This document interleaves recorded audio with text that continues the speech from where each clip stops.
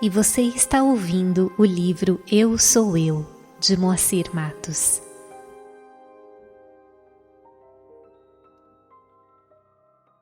E essa parte do capítulo 9 vai nos falar sobre o mantra Om, sobre a importância de se entoar o mantra Om. Os textos hindus citam muitas referências ao pranava, que é a vibração cósmica, som fundamental, raiz de todos os sons da natureza, o som primordial, o som do qual emana todo o universo, a palavra divina. Quando se fala em pranava, tal termo se refere ao mantra Om. Segundo o dicionário sânscrito-inglês editado pela organização Sai em Prashanti Nilayam na Índia, temos as seguintes considerações sobre a palavra pranava. A vida de todos os elementos, o sopro de vida da natureza, o Om, o sagrado som semente, é símbolo de Brahman, a mais exaltada sílaba dos Vedas, usado na meditação sobre Deus. É pronunciado antes da entoação de um mantra védico. Pedimos licença aqui para relatarmos uma experiência que tivemos há muitos anos atrás e muito significativa para nós em termos de aprendizado com respeito ao entoar o Om por 108 vezes, com o uso de um japamala, um tipo de rosário de contas muito utilizado na Índia. Ressaltamos, porém, a orientação de Sai Baba no sentido de que não deve haver qualquer tipo de preocupação quanto ao número de vezes com que se canta o pranava ou qualquer mantra, pois a mente não deve estar sendo desviada por nenhum tipo de preocupação, devendo estar focada apenas no cantar para que se possa vivenciar o estado a ser alcançado. Relatando então a experiência, observávamos no início do canto que a nossa mente estava num acentuado estado de divagação, com os pensamentos voltados para as coisas do mundo terreno, cheia de desejos, com muita dificuldade de concentração. Contudo, à proporção que transcorria a entoação do Om, após estarmos cantando durante algum tempo, começávamos a notar de forma bem perceptível que a mente já estava mais focada no propósito, sem mais os desejos tão aflorados, sem divagações, com muito mais facilidade de concentração. E uma coisa muito importante, sentíamos a coluna ereta, de forma muito natural, não sentindo vontade de curvar a coluna, mesmo ao concluir a prática, demonstrando que energias haviam fluído pela medula, elevando-se e purificando todo o ser. Sentíamos nitidamente um processo purificador interno, no qual todo o ser estava sendo energizado e purificado. Sentíamos assim, na prática, o poder restaurador, revitalizador, autotransformador, simplesmente ao cantar o pranava Om. E isso passamos a vivenciar em outras oportunidades futuras. Percebemos assim que temos tantos trunfos em nossas mãos para a nossa transformação e purificação da mente. Mas não somos persistentes, não somos ainda determinados em nossas práticas e em nossa caminhada. E constitui costume tradicional em certos tipos de reuniões de conteúdo espiritual o cantar o Om no início e ao final dessas reuniões. É um costume normal e que pode muitas vezes, e não é raro acontecer, se constituir de uma entoação um tanto automática. Ao se dar início a uma reunião, por exemplo, normalmente se entoa o canto do Om, e por vezes isso ocorre de uma forma até mecânica, sem se experienciar o momento tão importante para a vivência da vibração do som primordial.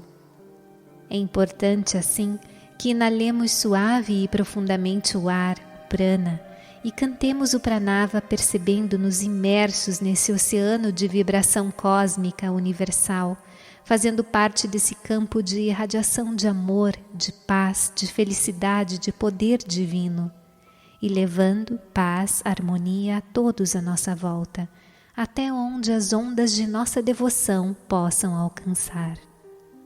Sentimos então todo o corpo vibrar como uma espécie de diapasão, e todas as células vibrarem em uníssono o canto universal da harmonia. E entramos em unidade com a onipresença divina através do verbo, da palavra. Assim compreendemos a importância de simplesmente entoarmos o canto da sílaba Om, considerando o seu poder de criar, de transformar, de mexer com a estrutura de todas as formas de energia, atuando em sua substância interna e também externa. E tudo o que acontece em todo o universo tem a ver com o som fundamental, a vibração cósmica. E dizemos que não temos tempo de nos dedicar ao caminho espiritual quando cada momento de nossa vida se constitui um momento de oportunidade de realização. A sílaba Om é de tamanha importância e faz parte do canto de muitos outros mantras. E quando a entoamos, entramos em sintonia, em ressonância com o poder criador, transformador, que nos traz paz e harmonia, principalmente se cantada com introspecção, com devoção, plena atenção, postura ereta e atenção no olho interno da sabedoria. Pode-se também cantar mentalmente o Soham, que significa Ele, Eu, ou Deus, Eu, com a atenção voltada para o So, Ele, Deus, na inspiração, e para Ham, Eu, na expiração. Isso feito de maneira bem suave, com interiorização, vivenciando internamente o Deus e eu somos um. Assim, a cada respiração, afirmamos Soham, Ele, Eu, Deus, Eu sou. Observando a respiração, o eu e o ele se misturam, não havendo mais dois, pois So se reduz a O e Ham a M, havendo então apenas o Om, o Pranava, a unidade. Também é comum o uso da expressão Om Sairam, podendo-se repeti-la mentalmente, e podemos escolher a expressão ou o mantra com o qual mais nos identificamos. Independentemente do canto de mantras, recomenda-se para o dia a dia de nossas vidas que tenhamos a mente sempre voltada para temas elevados em todas as atividades, que possamos selecionar os programas televisivos, ouvir músicas harmoniosas, não necessariamente religiosas, mas que tenham mensagens elevadas, ler livros que também nos passem temas construtivos, que também possamos manter conversações de nível harmonioso, alegre e saudável. Tudo isto é considerado importante de modo a manter a mente purificada, não sujeita e influenciável à variedade de vibrações que nos envolvem, que vêm de fora, incluindo os pensamentos desarmoniosos que impregnam o espaço. E Swami chega a dizer também que somos responsáveis pelos pensamentos dos outros. Parecem-nos estranhas essas palavras, mas fazendo uma pequena reflexão sobre o assunto, percebemos que elas fazem muito sentido. Se nós colocamos vibrações desarmoniosas no espaço, vibrações essas que se propagam a distâncias incalculáveis, tais vibrações podem realmente afetar muitas mentes suscetíveis de sintonia com as mesmas.